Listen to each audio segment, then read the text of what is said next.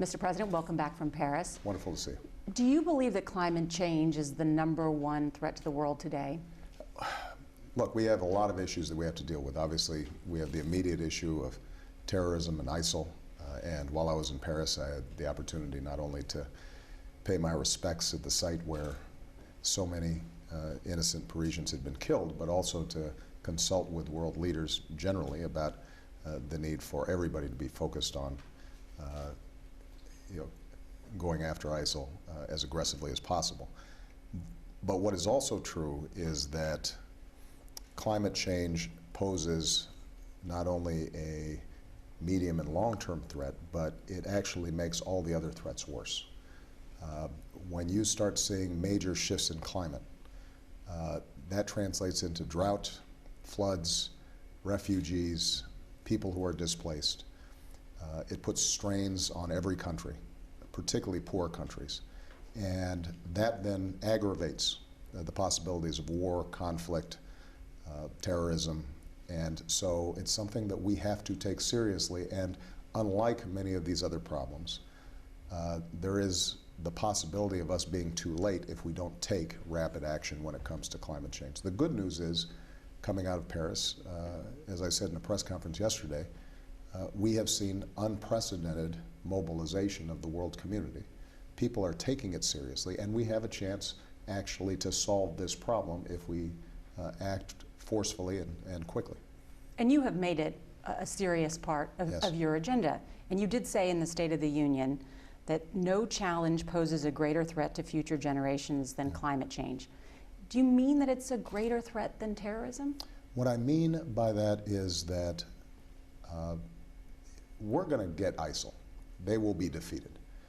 There will be ongoing efforts to disrupt the world order from terrorists, from rogue states, from cyber attacks. One of the things you learn being president is that there's always some bad people out there trying to do bad things, and we have to be vigilant in going after them.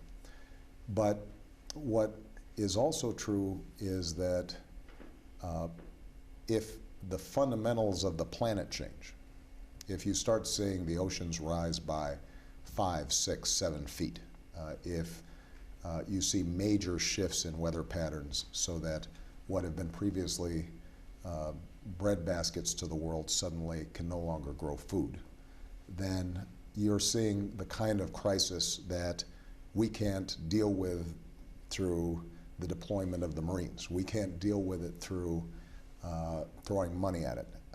We only have one planet, and so we've got to get this right. I mean, you've made the case that drought and high food prices contributed to the civil unrest in Syria. Right. Well, what we know is that as human beings are placed under strain, then bad things happen. And if you look at world history, whenever people are desperate, when people start lacking food, when people are not able to make a living or take care of their families, that's when ideologies arise that are dangerous. And so, one of the things that's very important for us to recognize is that a great country, a great power like the United States, we have to lead on every front. We don't have the luxury of choosing which issue to deal with. We have to deal with all of them. We have to deal with pandemics like Ebola. We have to deal with potential financial crises. We have to deal with incursions by large states like Russia into smaller states like Ukraine. We have to deal with terrorism and ISIL. And yes, we've got to deal with climate change. And we have the capacity to do all these things. We just have to make sure that we are prioritizing these issues and putting the resources and the science that we know about behind finding solutions. I want to give you the opportunity to respond to some of the criticism, because when you made those comments that climate change is a greater long-term threat than terrorism, the Republicans running for president sharply disagreed with you. Donald Trump, who is the front runner on the Republican side, said your remarks were one of the dumbest statements I've ever heard in politics. Well, Mr. Trump should run back a tape recorder on some of the stuff he said. But Look, we all know that during presidential season, people say silly things on the campaign trail. I'm not going to respond to any particular comment that's made. Here's what we know. 99.5% of scientists in the world say this is a really urgent problem. Political parties around the world, center right as well as center left, not just liberal tree huggers, but governments like Germany or New Zealand or Australia that are governed by conservative parties consider this a major threat. This is not something that when you meet with 180 world leaders is subject to dispute. It is something that has to be dealt with. And so it is very important for people to understand that we have the capacity to deal with it, that here in the United States, we've been able to grow the economy faster than most while still reducing carbon emissions. We're getting smarter in terms of how we use energy. We're producing more solar than ever before, more wind than ever before. Our cars are going faster than ever, farther than ever before on a gallon of gas. Consumers are saving money. There are huge job opportunities out of this. This is an opportunity as well as a challenge. But the science is indisputable. The only people who are still disputing it are either some Republicans in Congress or folks on the campaign trail. So what I've said is not controversial. It is viewed by the overwhelming consensus of the world as something that we have to attack. And it is not something that we have to choose between. This is a political game that's being played where the suggestion is somehow we can only do one thing at a time. Anybody who's aspiring to sit in my chair, they better get used to the fact that you may have 5 things that are significant threats that you've got to deal with all at the same time. So just quickly, one more on this point, you've made it, but when Chris Christie says, I don't see evidence that climate change is a crisis, when Marco Rubio says, not sure what percentage of it is due to man's activity, there's no consensus on it, you say what? They're just wrong? They're absolutely wrong. It's not subject to dispute. Look, if you went to a doctor and the doctor said, you've got cancer, and you went to get a second opinion, and the doctor said, you've got cancer, and then you went to another 98 doctors, and 99 of them said you had cancer, and one of them said, well, I'm not sure. At that point, you'd probably say, I should get this looked into. I probably should get some treatment. That's what's going on with respect to climate change right now. There's not a scientific dispute, and the irony you just mentioned, Mr. Christie, I spent a lot of time with him rebuilding New Jersey after one of the worst hurricanes and storm surges in history that caused enormous damage in his state. Mr. Rubio's from Florida, and you can go now to places in South Florida where when the sun is out during high tide, you've got fish swimming in the streets because the flooding is so high. The evidence is there right now that drought, floods, storm surges are causing enormous damage right now, are hurting people right now, and that's only going to get worse. So I think that, and by the way, the overwhelming majority of former Republican officials who are no longer seeking office will acknowledge that this is a major threat. And the American people do. While I was in Paris, you had a survey issued in which 2/3 of the American people said we should be leading the world in helping to solve this problem. So the outliers here are folks who are running for office as opposed to the people who have actually either been studying this deeply or are experiencing the effects of climate change as we speak. Let's talk about Paris and a potential deal there. It's not going to be an international treaty, therefore it's not legally binding. How can we trust China then, the world's #1 polluter? How can we trust them, take their word that they're going to make the cuts necessary? Well, keep in mind what we're trying to set up here, and the outcomes are still uncertain. We've got more work to do over the next 2 weeks. Although the targets are self-generated, the United States says, here's what we're going to do. And my climate action plan has identified how we're going to cut carbon pollution. China puts forward its own plan. Germany puts forward its own plan. So that aspect of it is not legally binding. But what we are saying is that every country should be subject to some sort of reporting requirement, some sort of transparency, some sort of accountability, that it should be reviewed every 5 years so that we can see what has happened in various countries and what more we can do based on new science and new technology. That we put forward a climate finance fund to help, for example, island states that are already seeing parts of their nation sink underwater because of rising seas. And the good news, when I visited China last year, and one of the big breakthroughs that we've had is the United States and China agreeing as the two largest emitters, that brought a lot of other countries on board, is that China has its own reasons to deal with this.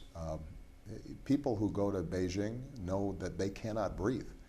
The rates of asthma, the rates of cancer. We saw the pictures this week of Beijing. It is apocalyptic. And so what's been interesting is the biggest concern of the Chinese government is stability. They are always worried that somehow their control over the population starts eroding. And their biggest vulnerability is this issue of pollution. And so the steps that are required for them to have breathable air and clean water just so happen to be the same steps that are required for them to start reducing carbon pollution. So they've got their own incentives to deal with this.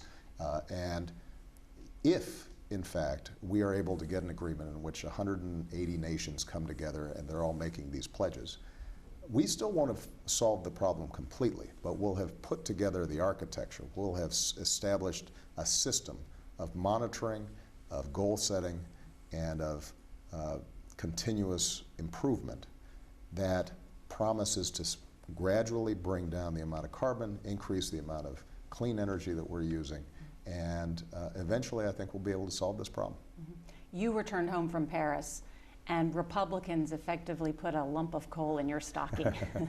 I mean, they deliberately held a vote while you were on your way back from Paris to block your EPA rules that would cut emissions.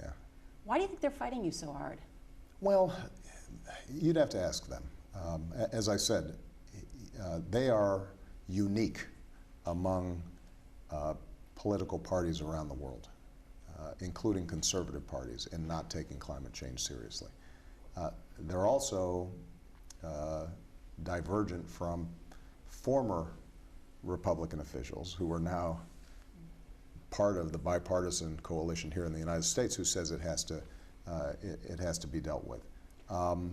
Some of it has to do with who their supporters are, and they have a tendency to do the bidding, oftentimes, of big oil and big coal, and their short-term economic interests are oftentimes tied up with not doing anything about pollution. This isn't new, though. They have been going after clean air and clean water and environmental regulations for the last 40 years. It's ironic because the truth is that historically, Republicans did a lot of good work on this.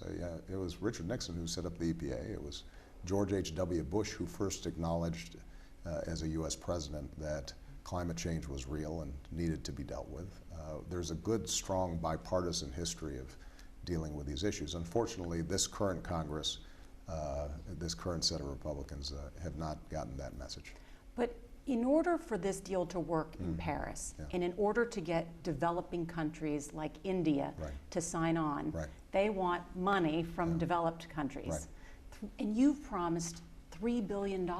If you can't get Congress on board, how can you deliver on that promise to the world? Well, keep in mind that these are pledges over a number of years, and we already are involved in all kinds of programs to help countries develop their energy strategies, to develop adaptations to rising seas or drought or improve agriculture. So there are a bunch of streams of money that we already provide various countries, and part of our job coming out of Paris is going to be to make sure that we adapt our foreign aid approaches so that we're also helping countries grow while not polluting.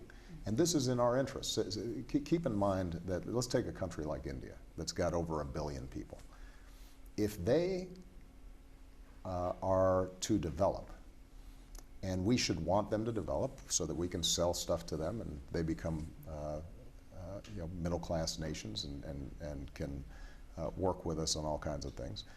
But if they're to develop using, let's say, coal as their main way of generating electricity, with 1 billion people, 4 times as many people as the United States, over the next 20, 30 years, you're looking at an amount of carbon that would mean South Florida is gone because the oceans would have risen too high. Our expectations in terms of getting any kind of snow on the Rockies that then irrigates the entire West, gone, because it'll just be too hot. And so it is in our interest to help them develop, because they're not going to say, okay, we're just going to stay poor. They're going to want cars and refrigerators and air conditioning, just like we have. It's in our interest to say to them, here's technologies that can allow you to leapfrog over the dirty technologies, do it in a cleaner, smarter way. And we do that not out of charity, we do it because, here's one thing you can't do. You can't build a wall to the atmosphere. You can't build a border wall when it comes to carbon emissions or global temperatures or the oceans. And so this is one of those things where we're all in it together, and we've got to make sure that people have incentives to work with us. India is a great example, as you just brought up, because they've got 300 million people without electricity that they've got to bring online in the next couple of decades, and that means a potentially massive problem there. Exactly. But we're still the #2 polluter in the world, the United States. It's my understanding that 40% of carbon emissions come from power plants. Right. That's why you've targeted power plants. That's exactly right. With your EPA rules. That's what Congress is saying no to those rules. And it's not just Congress. Now you have half of the states in this country that are suing you over those rules. Why aren't Republicans part of this process? Well, they are part of the process. Keep in mind that, let's say when we constructed these rules, Gina McCarthy, the head of the Environmental Protection Agency, met with utilities, met with governors, met with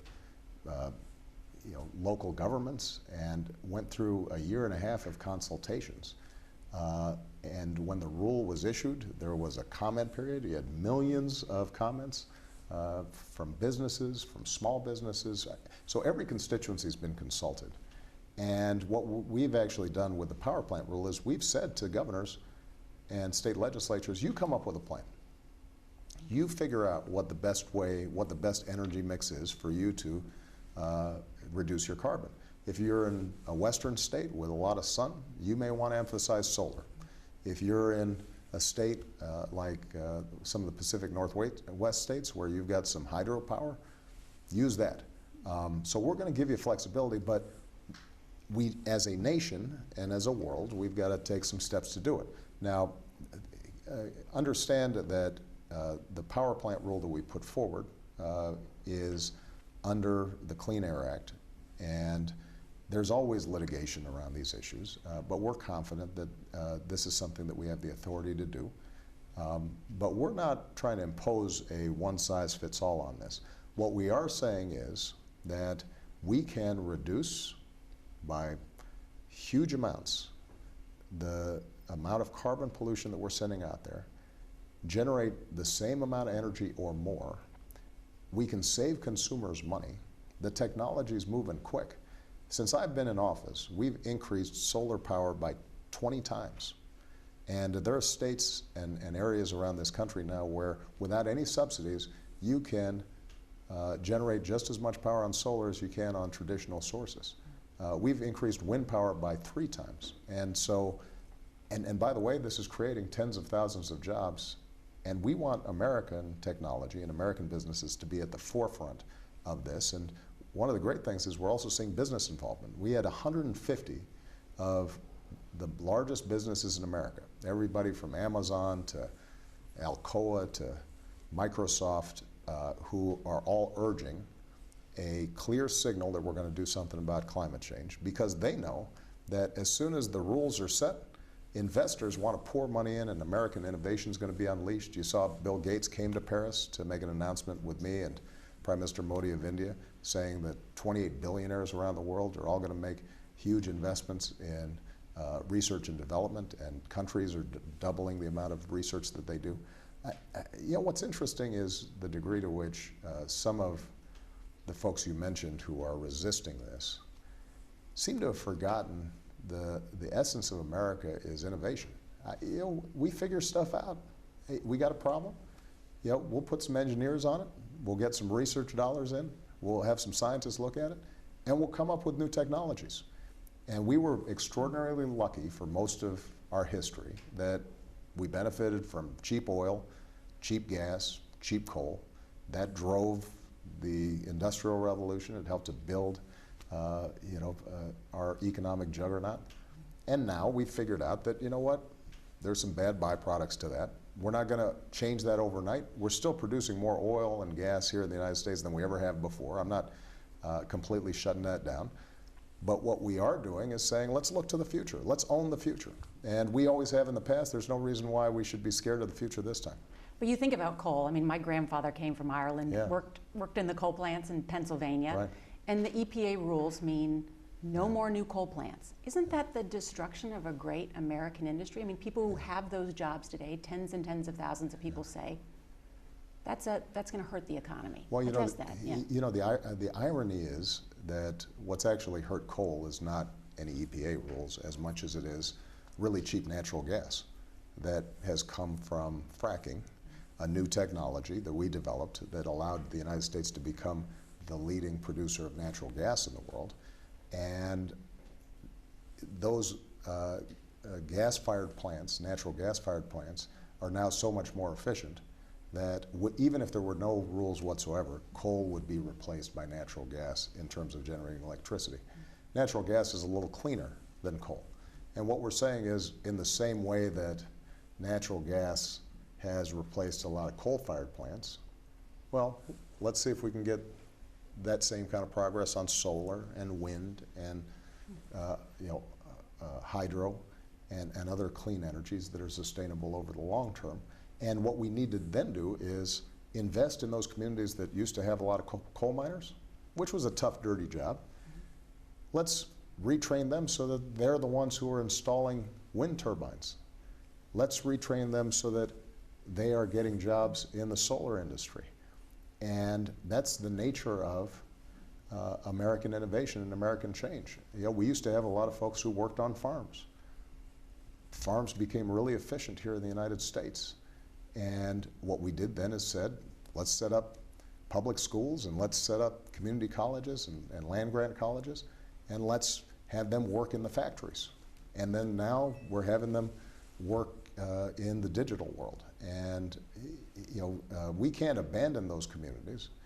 And there's still some market for coal. And I'm still investing, by the way, in technologies that could potentially pull the carbon out of coal, so that, because there's a lot of coal here in the United States, as there is in China and India. And if we can figure out a way to do that cleanly, that should be part of our smart energy mix. But we can't stand still. America never has.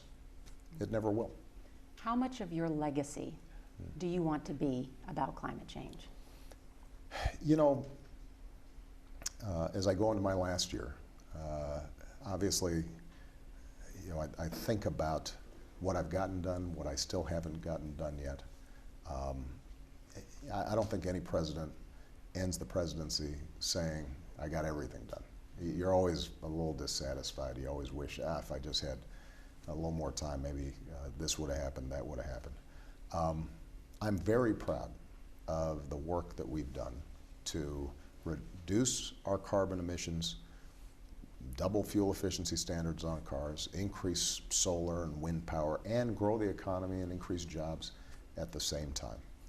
And I'm very proud of American leadership in pulling together all these countries to deal with climate change. But your legacy. But I tell you, in terms of my own legacy, I think about it this way. Malian is 17, Sasha's 14. Every once in a while I tear up thinking about how fast it's gone, and they're about to go.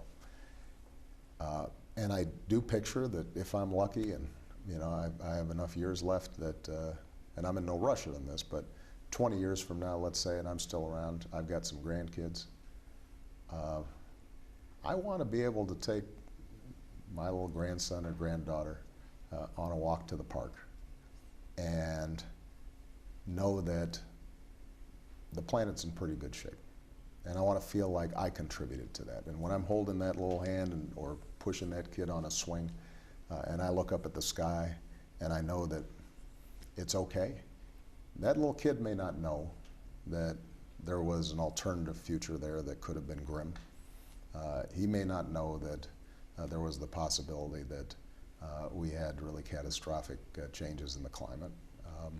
And that's fine with me. If he or she are able to enjoy that sunny day and feel good about it and breathe clean air and go swimming in an ocean and I can watch them play, that'll be a pretty good legacy. I'll feel pretty good about that. Thank you, Mr. President. Thank you so much. Thank you.